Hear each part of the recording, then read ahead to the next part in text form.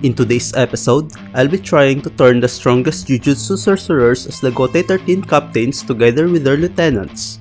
In what positions and divisions in the Gotei 13 do you think these characters belong to?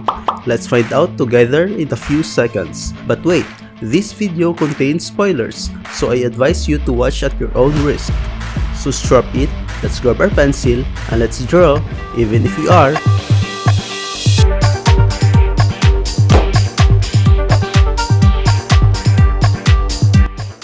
So first, let's start with the captain of the first division. I think this is the first time I started with the first division captain when drawing the Gotei 13 characters. Anyways, we could agree that the captain of this division, the head of the Gotei 13, should be the strongest of them all, right? Then Gojo Satoru is the obvious choice here. If you're aware of how I draw my crossover characters, I usually get inspirations from the main design as well as the characters' color schemes.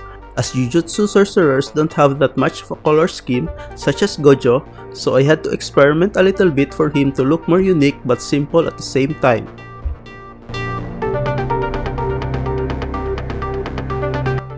I still applied his signature blindfold in this artwork, but I added a little bit more of a golden accents. I also strongly used the purple color in accordance with his color scheme as well.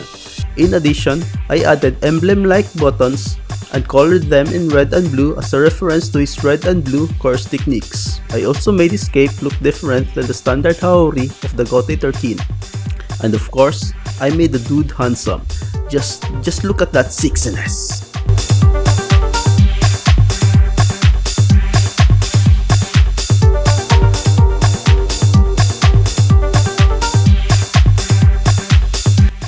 For Gojo's lieutenant, of course, he's the person who's always there for Gojo and is very close to him, like a sidekick. None other than Kyutaka Ijichi. I'm just kidding, it's actually Megumi. Okay, I admit, I totally forgot about Kyutaka until one of my patrons pointed him out for me.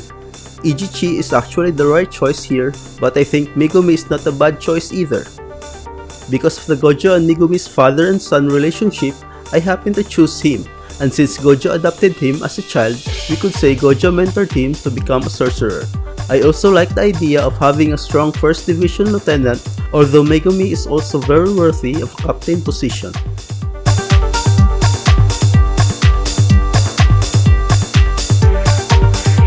Again, there's not much of a distinguishable detail of Megumi's appearance aside from his pointy hair, so I had to be creative with his Shinigami outfit. I added a short white cloak with some ring accessories as well as the guard of his katana resembling the symbols found in his Shikigami's foreheads.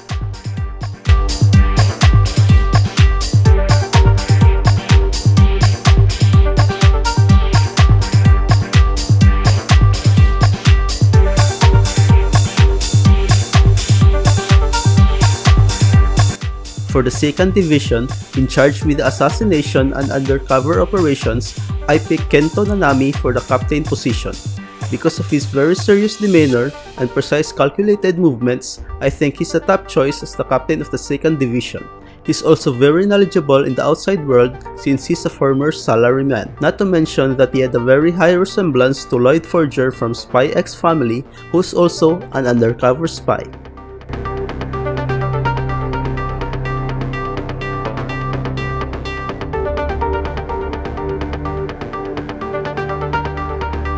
I did not change much his eye goggles here, but I do transform his brown holsters a little bit by adding a shoulder pads. I also made him wear a matching hand gloves, adding to a more stealthier look. Speaking of stealthiness, I put his katana at the back for a complete ninja-like impression. And for the final touch, I integrate Nanami's necktie design into his katana's handle. I really love how this turned out. And here it is, the captain of the second division, Kento Nanami.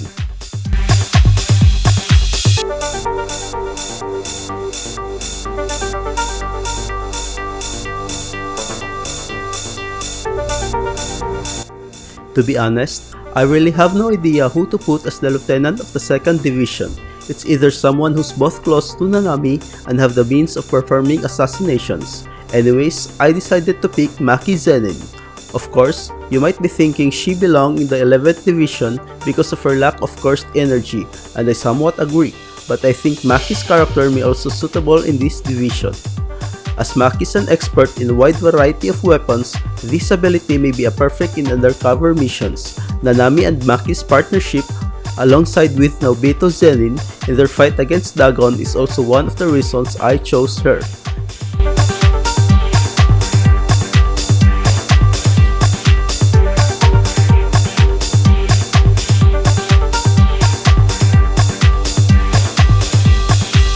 As for her design, I went for a Chinese look so it would be more fitting with her Naginata, her weapon of choice in the first part of the series.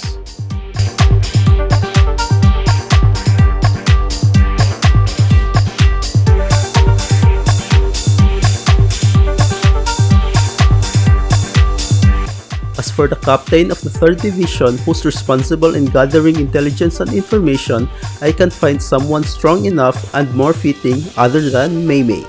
I could say Mei Mei is perfect for this role because of her curse technique, which grants her the ability to control crows.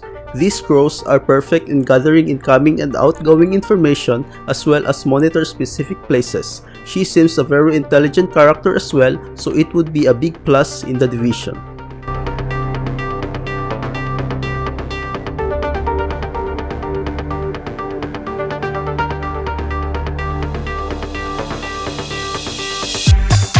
Mei Mei also have the similar body frame with Rangiku, so I based her design with the latter.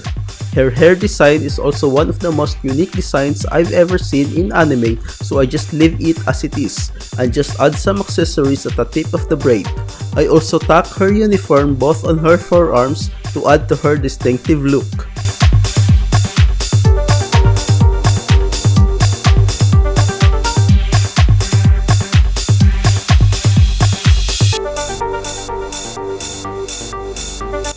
And for the 3rd Division Lieutenant, it's no other than Mei Mei's younger brother, Uwiwi.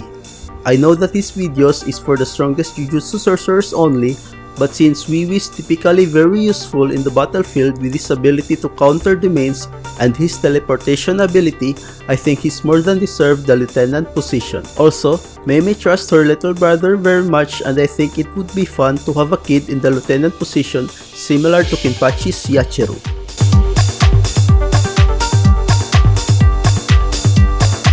Wiwi do have that royalty feel in him, so I included a white sleeve underneath his uniform and of course, his suspenders.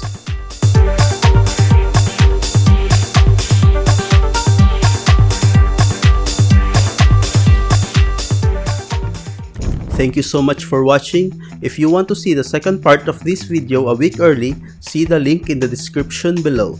Special thank you to my patrons in Patreon. This video will not be possible without your support. To see more of my content and to show your support to the channel, you might want to consider becoming a member in Patreon. For as little as $2 a month, you can now vote for our upcoming video topics with our monthly polls. We also have some amazing perks such as access to my full resolution drawings, early access to my future videos, coloring pages, digital drawings. You'll also have a chance to request your own character and get featured in my videos. You can also read my silly weekly dumb comics consisting of your favorite anime characters for you to enjoy, and so much more. Another way to support the channel is to purchase some of my art prints in the imprint store. This includes some of my traditional drawings as well as the digital versions of my artworks. This is the That's So Good artist, and remember, art is beautiful, life is wonderful.